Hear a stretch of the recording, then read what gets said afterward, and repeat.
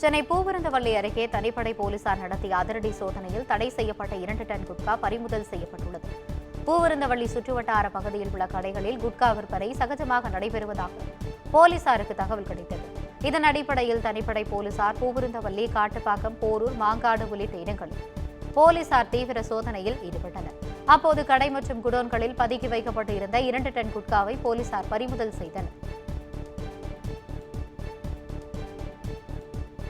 கேரளாவில் சபரிமலை பக்தர்கள் சென்ற மினி பேருந்து பிரேக் பிடிக்காமல் சாலையோரம் மண்திட்ட மீது ஏறி நடுரோட்டில் கவிழ்ந்து விபத்து.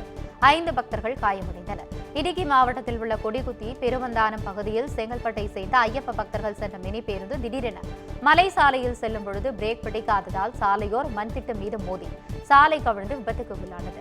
இதில் காயமடைந்த 5 பக்தர்கள் உடனடியாக மீட்டு முண்டகயம் அரசு மருத்துவமனையில் அனுமதிக்கப்பட்டுள்ளனர். ராமநாதபுரம் மாவட்டம் திருவாடனை தொகுதியில் தாவேகாவில் உட்கட்சி பூசல் காரணமாக 3 பேர் நீக்கப்பட்டனர். திருவாடனை தாவேகாவில் மாவட்ட தலைவராக இருந்து வரும் மலர்விழி ஜெயபாலா திடீரென ஒரு அறிக்கை வெளியிட்டுள்ளார். அதில் மாவட்ட அமைப்பாளராக இருக்கும் பிபி ராஜா உட்பட 3 கட்சிக்குள் குழப்பத்தை ஏற்படுத்தி வருவதாக கூறி கட்சியை விட்டு நீக்கப்படுவதாக அறிவித்துள்ளார். இதுகுறித்து பேசிய பிபி ராஜா தன்னிடம் அதிக பணத்தை பெற்றுக் கொண்டு தன்னை எங்கும் முன்னிறுத்தவில்லை என்றும் இதுகுறித்து கேட்டால் தன்னை கட்சியிலிருந்து நீக்கியதாகவும் குற்றம் சாட்டியுள்ளார்.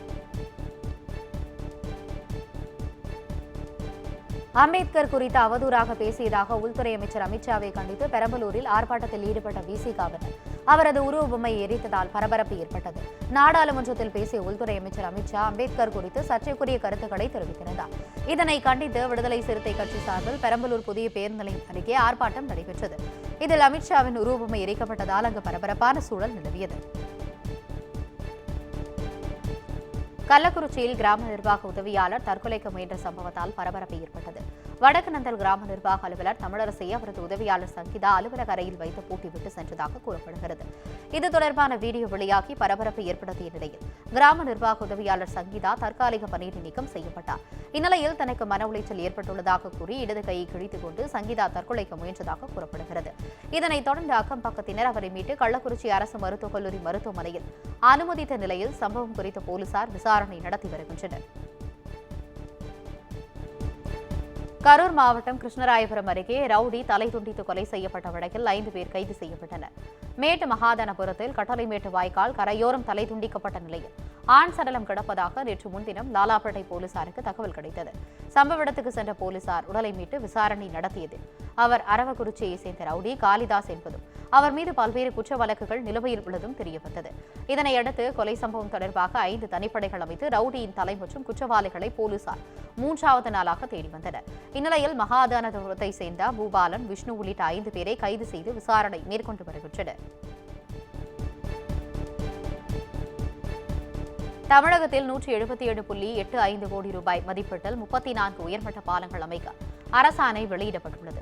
தமிழகத்தின் 18 மாவட்டங்களில் ஊரக வளர்ச்சி மற்றும் ஊராட்சித் துறையின் சார்பில் 177 கோடி 85 லட்சம் ரூபாய் மதிப்பில் 34 உயர்மட்ட பாலங்கள் கட்டுவதற்கு முதலமைச்சர் மு.க.ஸ்டாலின் உத்தரவிட்டார்.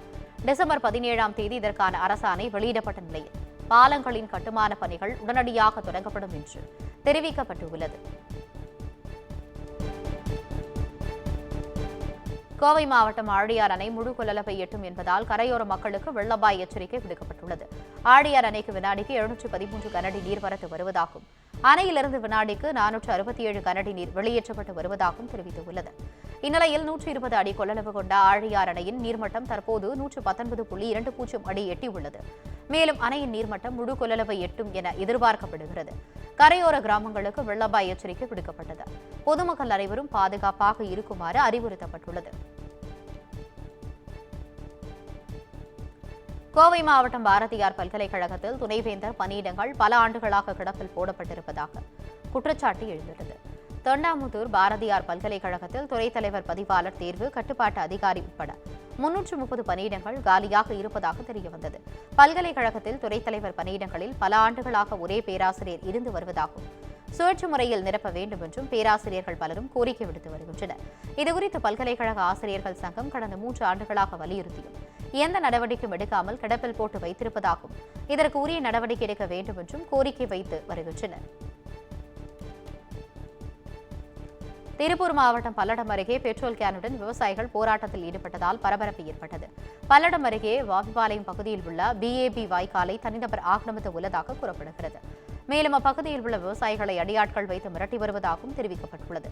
மேலும் காமநாயக்கன் பாளையம் காவல் நிலையத்தில் புகார் அளித்தும் இதுவரை நடவடிக்கை எடுக்காததால் ஆத்திரமடைந்த விவசாயிகள் தீக்குளித்து விடுவோம் என கூறி பெட்ரோல் கேனுடன் போராட்டத்தில் ஈடுபட்டு கடும் வாக்குவாதத்தில் ஈடுபட்டனர்.